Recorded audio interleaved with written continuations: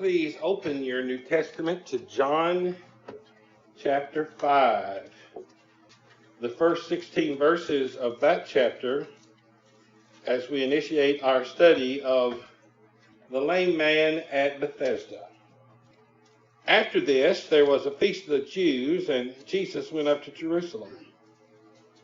Now there is at Jerusalem by the sheep market a pool, which is called in the Hebrew tongue Bethesda, having 5 porches.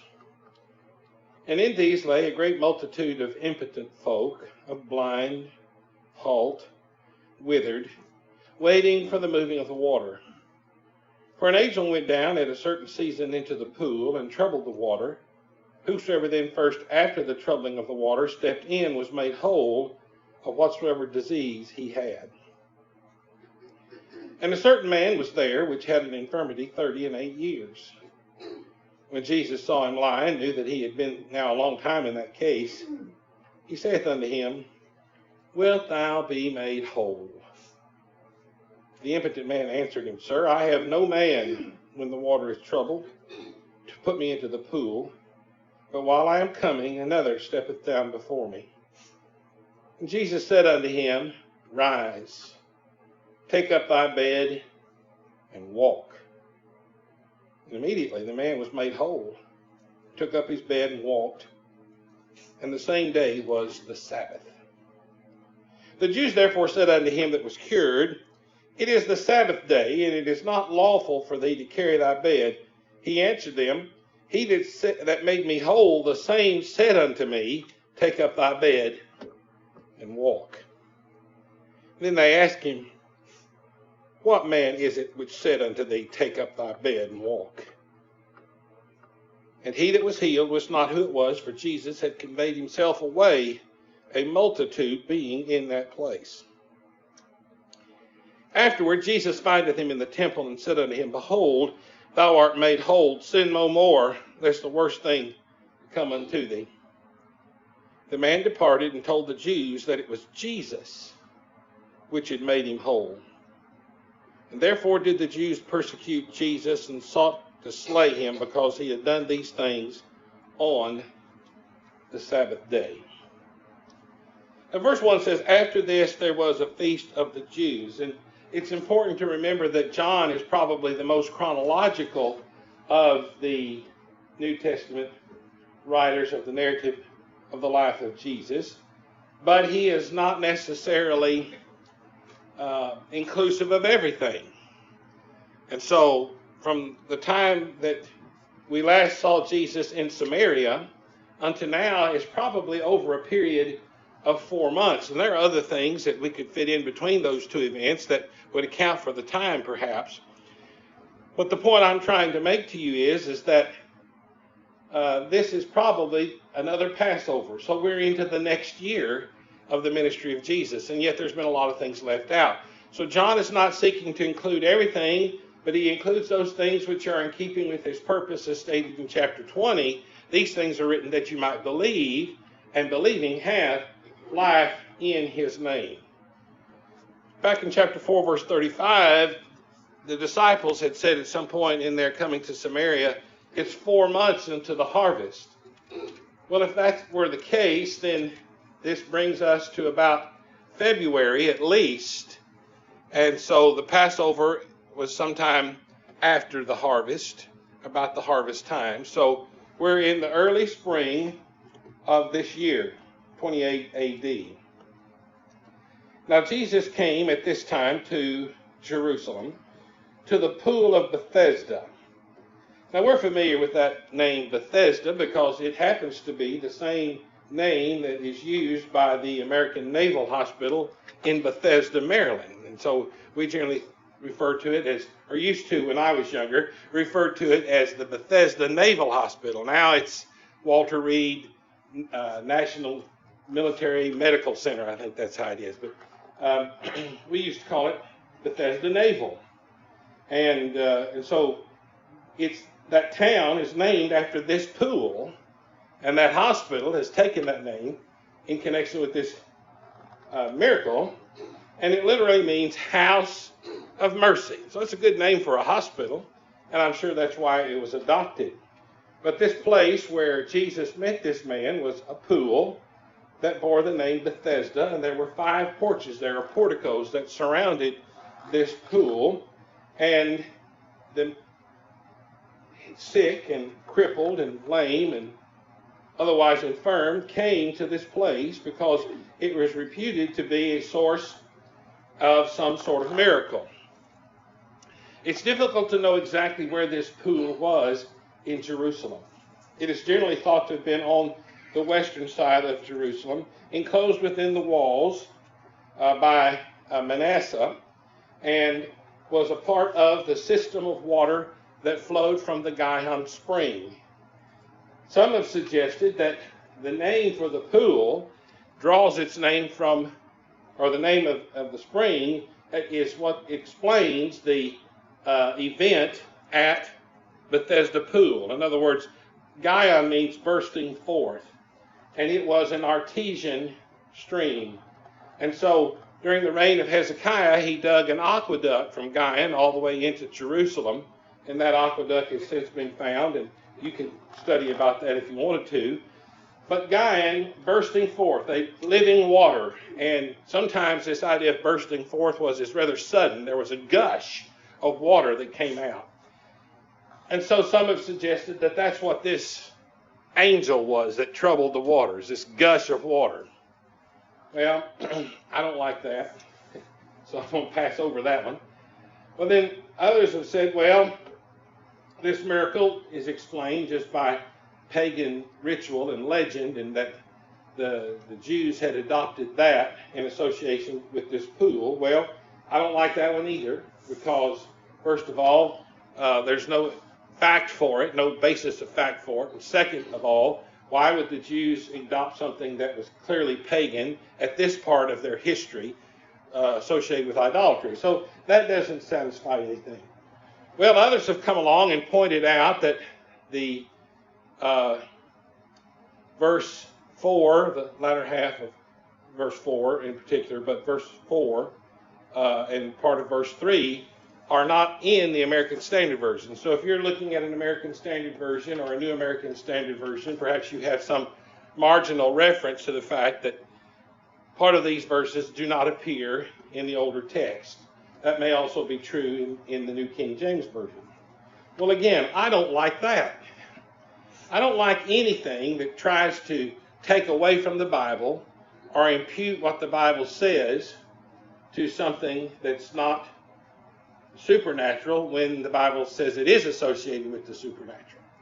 So it doesn't bother me that God may have allowed an angel to have come down and troubled the water, any more than it doesn't bother me that God allowed demons to possess the men of Israel at this time. And you have Jews who were involved with these things, the Jewish exorcists that we read about there in the book of Acts in chapter 17. And so the Jews were indeed interested in these things and even sometimes corrupted these things and manipulated them in such a way as that they got themselves involved in things that they shouldn't have. So it's altogether possible that this is a supernatural event. The text says it was, so I'm going to believe that it was. And really don't have to worry about trying to explain it any more than I have to explain that when Pharaoh's magicians threw down their rods, they became serpents as well. I don't think they had that power. They seem to have been as surprised at it as everyone else was. But it served God's purpose. And so let's just not try and second guess the Lord here. Let's just accept what the text says. But here's the most important thing. The miracle the supernatural character of this water bubbling and all of that has nothing to do with the miracle that Jesus wrought, other than the fact that it is a part of the background information that explains why this man was there. And that's all you have to know about it. If you want to ask the Lord about it later, feel free to do so. But it's not important to understanding because Jesus was not involved with any of this, you see. Jesus is going to demonstrate something here very powerful that is associated with himself as the Son of God. So there was this certain man there, and he was one of a great many impotent folk, or a great multitude of impotent folk, it says. This word impotent, which the English word means powerless, suggests feeble in any sense, to be diseased, to be sick, to be weak. It is a general term that describes folks with debilitating illnesses. We don't have a diagnosis, and again, that's not necessary. But of all the people in this crowd, Jesus went to the one who had been infirm 38 years.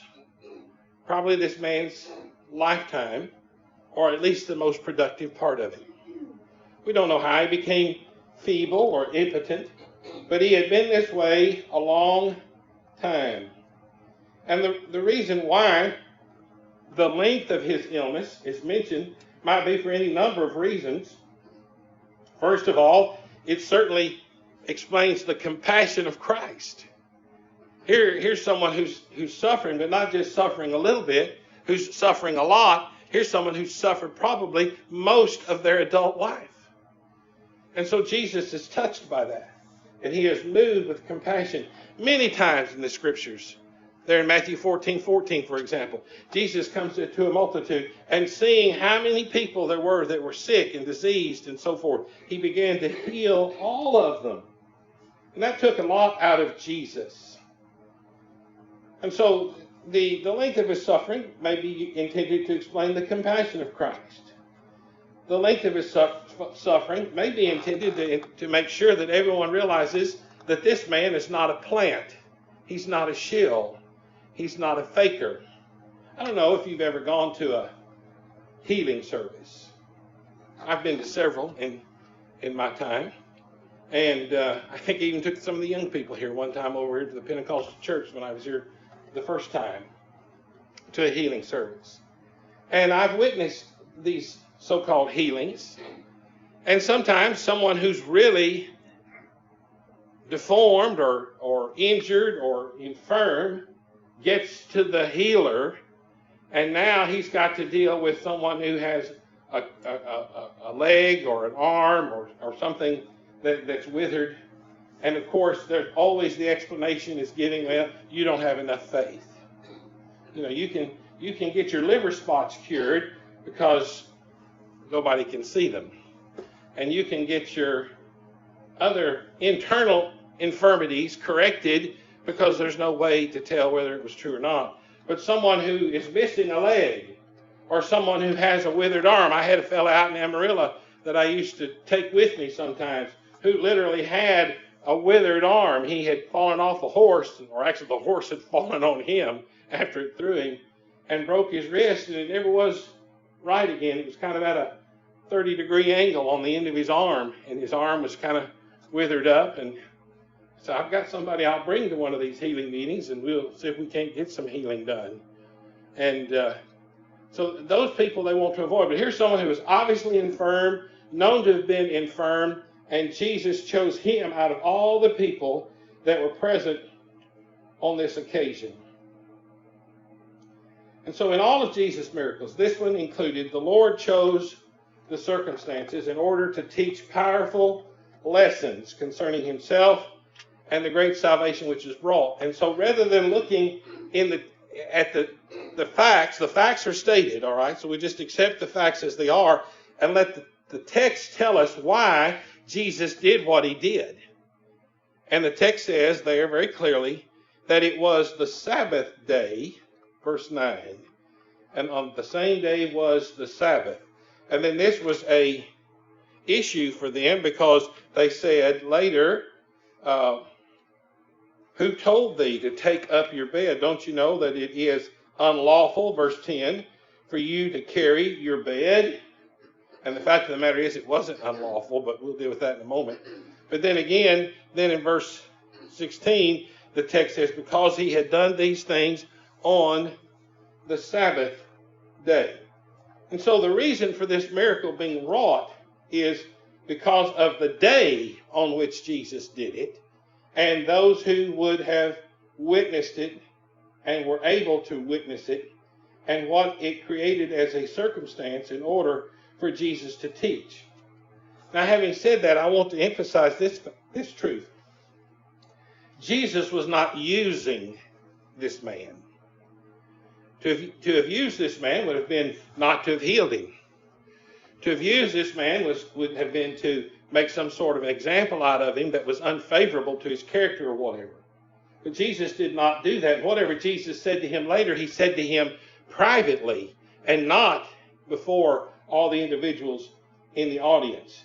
Jesus did this for the glory of God. Jesus did this to help this man, and this man understood that. Now let's get into the text and see what Jesus and this man have to say to one another. The Lord puts the question to him, wilt thou be made whole? And that's rather an obvious question, and perhaps it doesn't need an answer, but when you read the answer of the man, you understand that he is without any expectation of something miraculous. The text clearly says he did not know who Jesus was. I think it says it twice, that he didn't know who Jesus was. So here Jesus walks up to him, a complete and total stranger, and says, will you be made whole?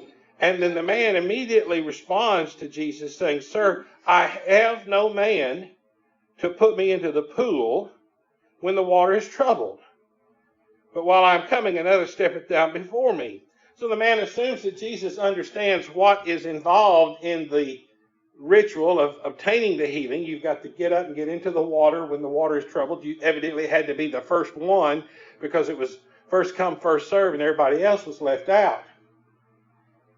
And so the man says, I have no one to help put me into the pool. And so Jesus, without any further delay, says to him, rise, take up your bed, and walk. So when he answers the question, it implies a yes, he would, but I don't have anybody to help me. And furthermore, when he does so, saying as he does, it's clear that he doesn't know who Jesus is. So therefore, he can't have any faith in Christ. Now, I mention this because just a moment ago, I talked about modern-day faith healers. And if they can't cure something, they say, well, it's the fault of the one who's seeking the miracle because they didn't have enough faith. This man didn't have any faith at all. This man wasn't expecting anything from Jesus. He was looking for help to get into the water. He wasn't looking for a miracle. He said, I don't have anybody to help me get into the water. And so clearly, here is a man without faith, without any expectation whatever of a miracle from Jesus. And he says, yes, I want to be healed, but, and then Jesus says, rise, take up thy bed, and walk. And then the text goes on to say, immediately the man was made whole and took up his bed and walked, and on the same day was the Sabbath. So immediately the man was made whole. That word immediately means just that, immediately, without delay, in that moment, in that instant. So while it is true that one may say that sometimes the miracles of Jesus are examples of people who I was listening to a podcast the other day, and a young man said that he believed that all of the miracles of Jesus were parables of salvation. We need to be careful when we say things like that. There's no doubt in my mind that some instances of Jesus working a miracle did require faith on the part of those that were healed. The next great miracle we study in the book of John in chapter 9 is just such a miracle, the healing of the lame man who washed in the pool of Siloam. It's an incredible story. But that's not what you have here. This man had no faith at all. So if this makes it a parable of salvation, here's someone who can be saved without faith. Well, I don't believe that. No one believes that. Because some have thought this, they try to make faith, find the man having some kind of faith in verse 9. But look at verse 9. Immediately the man was made whole. Where is there any indication that he had faith? He had just said, I don't have anybody to help me get in the water. And Jesus said, rise, take up thy bed and walk. And immediately he was made whole. It doesn't say he tried to get up, and because he was trying to get up, he was made whole. No, it said immediately he was made whole. There's nothing here to indicate that the man had faith. Now, I said a moment ago, some certainly did when they came to Jesus. the man born of 4. There was not only his faith, but the faith of the 4 men that brought him. They tore up the ceiling and laid him down in front of Jesus. The same thing of the centurion in Matthew chapter 8. You remember he said, I am a man under authority. I say to this one, go, and he goes. I say to that one, come, and he comes. So I too understand about being under authority. You say the word, and it'll be done. Jesus said, I have not found so great faith in all of Israel. So sometimes there was faith, but not every time. And I'll just mention this as an aside, since we're talking about miracles. There are only 2 miracles that I know of in the New Testament that failed. The one in Matthew chapter 17, which was the disciples who could not cast out the demon in the epileptic boy. Jesus came and cast him out, but they couldn't cast him out. And they asked, Lord, why couldn't we cast him out? And Jesus didn't say, well, because the little boy didn't have enough faith. He said, because you didn't have enough faith. The same thing is true in Acts chapter 19 with the 7 sons of Sceva who tried to cast the demon out of the demon-possessed man. He says, in the name of Jesus Christ, whom Paul preaches, I adjure thee to come out.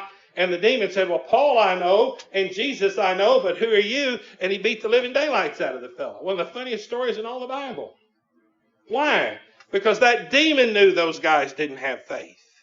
They didn't believe in Jesus, and they certainly didn't believe Paul was his apostle. And so the only 2 miracles that we read about that failed on account of the faith of the one who was trying to work the miracle, not on account of the faith of the one upon whom the miracle was worked. Now, if I'm wrong about that, someone can straighten me out, but I think that's the truth. So here we have this man without any faith being healed. And so it does not illustrate salvation, but rather it illustrates a lot of things. It illustrates the compassion of Christ, the grace of God, and so forth. And Jesus wanting to engage in this controversy about the Sabbath, and that becomes apparent in verse 17 after we read a little further here. But the evidence of this man's healing is overwhelming. He had been infirm for 38 years. He says, I have no man to help me. So there wasn't anyone else there besides Jesus and this man. He wasn't put into the water. I have no man to help me put me into the water. He wasn't in the water, and Jesus didn't offer to put him in the water. There's no indication that the angel was even present on this occasion. Jesus, he says, I have no man to put me in the water when the angel comes. You know, this is the pitiful thing about this poor man. Every day he's lifted and carried up there and set by the pool of Bethesda. And then whoever it is that helps him get up there evidently leaves him. And maybe they come back at the end of the day and they get him. And you know, that's the way it is a lot of times with, we get people to help us. Well, they can't just give up their life and sit there with us and wait on an angel when he decides to come down from heaven and trouble the water. And so it's kind of a sad situation. Here's a fellow who really doesn't have any prospect of this working for him. But he's still there. He still wants to be healed. He still wants to be able to walk. And so Jesus comes to him, and Jesus just simply says, arise, take up your bed, and walk. There's the power of the word of Christ. Now, there's the lesson. There's the thing that parallels salvation. If you want to be saved, who are you going to have to come to? You're not going to have to come to a man. It's not going to be an angel. It's not going to be some contrived, supposed system, but you're going to have to do what Christ says do. You're going to have to believe what Christ says. You're going to have to come to Christ. And so Jesus spoke the word. So the power is in the words of Jesus. Now, as I mentioned, the same day was the Sabbath there, according to verse 9. And from there, the discourse changes. Jesus conveyed himself away because there was a multitude in that place. You know, Jesus had to deal with crowds every day. And so here is a situation where he's at this place. We have no indication at all why he came there. It may have been just to do this miracle. It may have been on his way to the temple or whatever it was. There's no indication of why he was in this place. But in this place, he saw this man. But he didn't want to get balled up in this multitude. If he'd healed this one, then what else? I'm going to have to heal all the rest of them. Now, that's not saying that Jesus didn't have compassion on the rest of them, but we need to understand, and so many people don't, even our own brethren don't. Jesus did not come to heal all the sick. Jesus did not come to feed all the hungry. You know, when Jesus was talking about the lepers, he said, you know, there were a lot of lepers in Israel, but he only healed Naaman. And he was a Gentile. You know, that was the rub on that. But you know, he didn't heal everybody. Even the prophet didn't heal them all.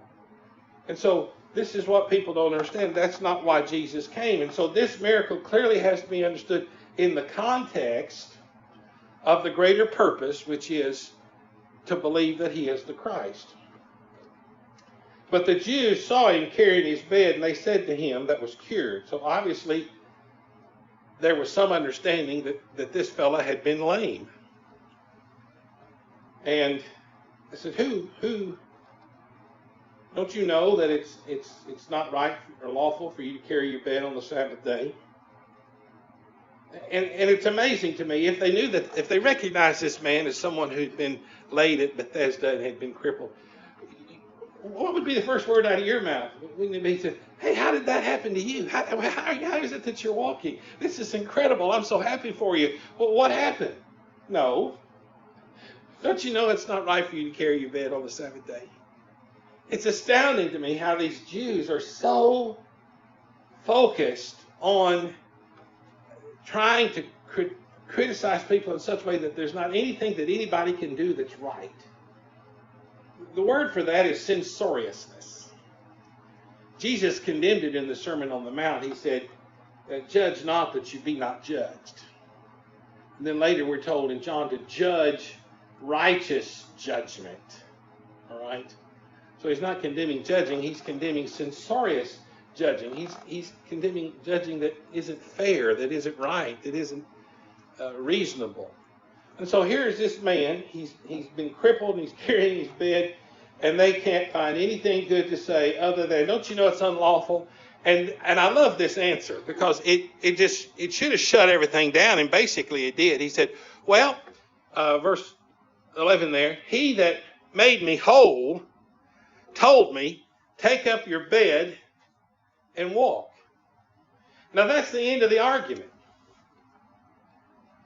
What is it that Nicodemus said when Jesus came to him? We know that thou art a teacher come from God. Why? Because no man can do the things that you do except God be with him. They had caught Jesus in the temple there in chapter 2 a year before and had asked him for a sign. But what sign do you give us that you have the authority to do these things? And he doesn't give them a sign other than to say that tear down this temple in 3 days I'll raise it up. But the sign was he himself there, because Malachi had prophesied that the Messiah would come to the temple and would be righteously indignant at what was going on there. But now here he gives them the sign. This is what they've been wanting. He gives them a sign, and are they concerned about it? They dismiss the sign. They dismiss the miracle and focus on the fact that this fella is carrying his bed on the Sabbath day. And this miracle was clearly witnessed by a large group of people, at least the effects of it. Don't you know that the people that were there at Bethesda, he'd been there every day. They knew, hey, isn't that the fellow that was just laying over there a little while ago? Well, there was another man talking to him. What's going on here? Don't you know that place was abuzz? And so there was a great multitude of people in that place. But Jesus conveyed himself away, the text says. I don't know if that was miraculous or not. He seems to have been miraculous when he escaped the crowd in Nazareth. It may have been, it may not have been. I don't know. I know God's capable of doing it. He did it with Philip the evangelist. So it matters not. But later we see Jesus meeting him in the temple. The text clearly says that Jesus found him in the temple. Now, it's about 1 kilometer from Gaian to the temple. So that's a pretty good walk. Don't you know that fellow was happy? Boy, if he hadn't been on a walk in a long time, and here he is walking to the temple, walks in right into the temple, right through the eastern gate where everybody is coming in, and he's just so happy he can walk to the temple. And he goes in, and why would he go to the temple? I mean, why didn't he go home? Why go to the temple? Well, maybe he thought he needed to thank God. Maybe he wanted to be up there and worship God. Maybe he thought he needed to do something to show that he was truly grateful. And you see, the thing about it is the temple would have been crowded too, wouldn't it? Because it's Passover time. So he's walking through the streets and there's just people all over the place. And he's on his way and he walks in and there's people in there. And yet Jesus finds him. And he says to him, sin no more, lest a worse thing come upon you. Well, before I talk about that, I need to say a little bit about this charge that was made that it was unlawful. I said that isn't the case, and that's true. I want you to turn. I could read a half a dozen or more passages, but I think the one that summarizes it best, and this is the one I want you to remember, is Nehemiah chapter 13 and verse 15. Nehemiah 13 and verse 15. Of course, this is in the period of the restoration after the Babylonian captivity, but the law hasn't changed. And Nehemiah is acting as a great restorer and reformer, trying to get the Jews back on the right path. And he said, in those days saw I in Judah some treading wine presses on the Sabbath, and bringing in sheaves, and lading or loading asses, as also wine and grapes and figs and all manner of burdens, which they brought into Jerusalem on the Sabbath day, and I testified against them in the day wherein they sold victuals. Now, when Moses had said, you're not going to do any work on the Sabbath day, and they tested that law in Numbers chapter 13 with the man who was, Numbers chapter 30, I'll get it right here in a minute, chapter 15, verses 32 through 36. That they tested that law, the man picking up sticks, they put him in ward, and then God said, stone him, right? Well, what was he doing? Picking up sticks. Well, that seems harmless. No, he's picking up sticks to build a fire. And they were not to kindle any fire in their home. All right, so he's talking about work, servile labor. And here, Nehemiah is clearly pointing out what was wrong in the law. It was wrong to work in the economic realm and to have failed to prepare for the Sabbath day, which we see the Jews doing, particularly in the death of Jesus, because it was the preparation. Friday, they needed to get things done because Saturday was the Sabbath. So they were running out of time.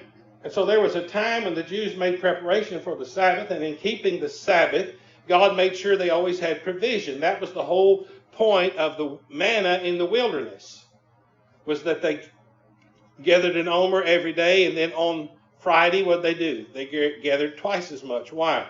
Because Saturday was the Sabbath, and they had to have some for Saturday, but they didn't kindle any fire in their home.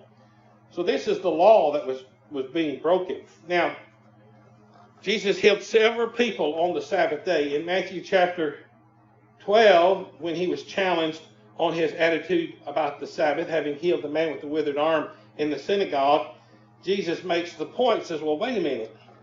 Not all work, not every activity is prohibited on the Sabbath day. Why? Because the priests, Matthew 12 and verse 5, profane the Sabbath. Well, what were the priests doing? Well, they were bringing animals into the temple. They were slaying those animals. They were flaying those animals in their parts and washing the parts and laying them on the altar and building a fire on the altar. All right? So Jesus uses the word profane in the same sense that the Jew would use it. Says you say it's all work is prohibited. Well, the priests profaned the Sabbath according to your argument, you see.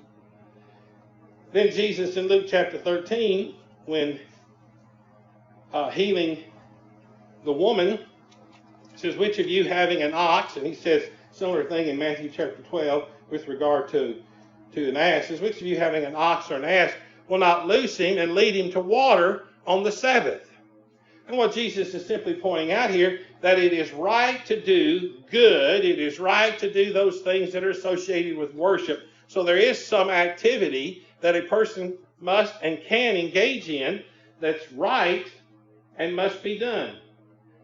And so Jesus' conclusion in Mark is that the Sabbath was made for man and not man for the Sabbath. It was never intended to be a burden, but the Jews had turned it into a burden.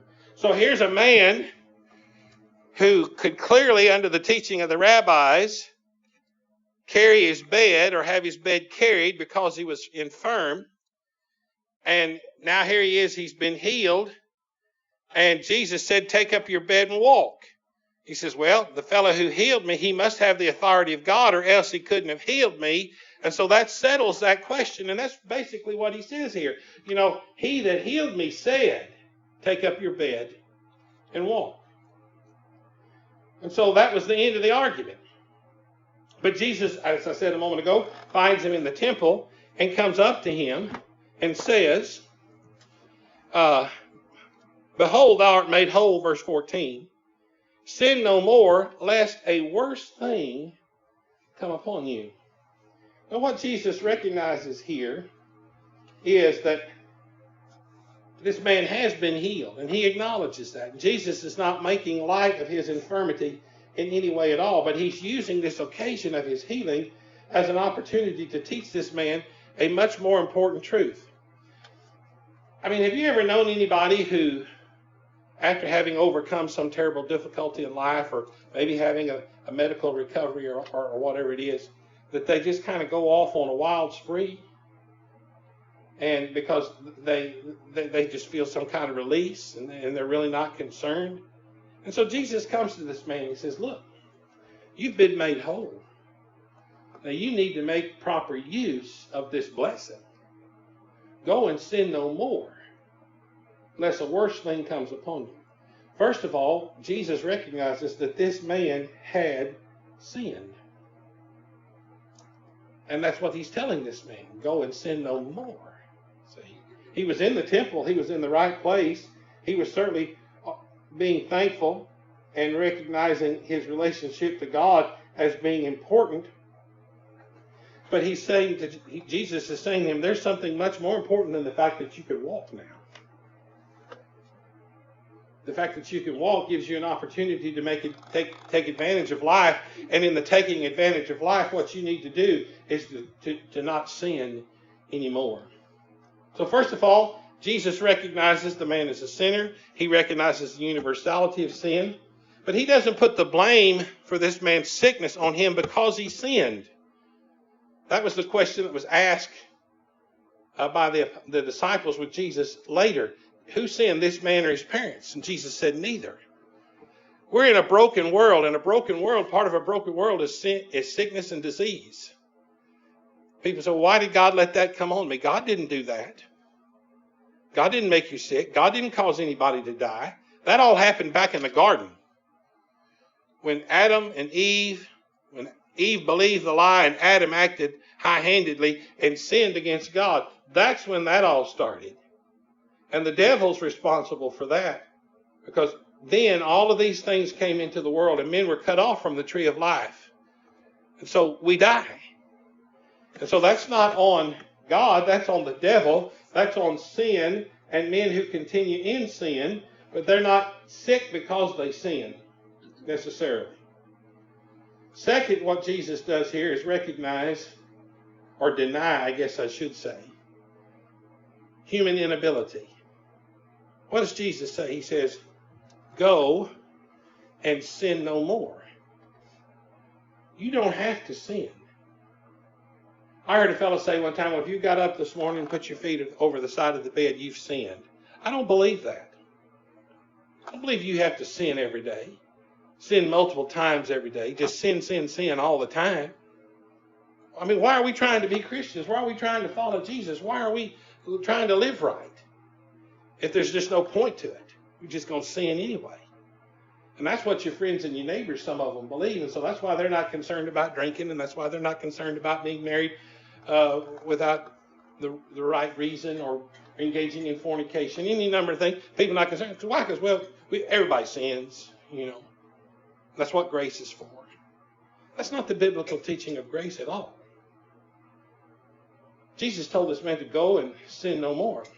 That's what Paul said in 1 Corinthians 15, verse 34. He says, awake unto righteousness and sin not. Now, I'm not saying that you can't sin, and I'm not saying that you don't sin. I'm saying you don't have to sin. And we need to be trying to get to the point in our life where we're sinning less and less. And that brings us to the third thing Jesus said. Go and sin no more, lest a worse thing come upon you. Worse than what? Worse than being crippled? There's something worse than being crippled. The Hebrew writer says in Hebrews chapter 10, when he's talking about the punishment of sin, he says there in verses 28 and 29, says, he that despised Moses' law died without mercy under 2 or 3 witnesses, of how much sorer punishment suppose ye shall be thought worthy of, who hath trodden under foot the Son of God, and hath counted the blood of the covenant wherewith he was sanctified an unholy thing, and hath done despite to the Spirit of grace. There's something worse than death. And that's what Jesus is trying to get this man to understand. You've been made whole. You've been given a great opportunity here. Now, what are you going to do with it? Don't waste it on a life of sin, but go and sin no more. You live a righteous life. What's the greatest thing that any person can do with his life? Be holy. What did Peter say in quoting the book of Leviticus there in chapter 1 and verse 16 of his first letter? He says, be ye holy, for I am holy. You don't have to be a millionaire. You don't have to be a great doctor and cure cancer. What you need to be is a righteous, holy person. That's the best thing you can do with your life. And that's why the common people heard Jesus gladly.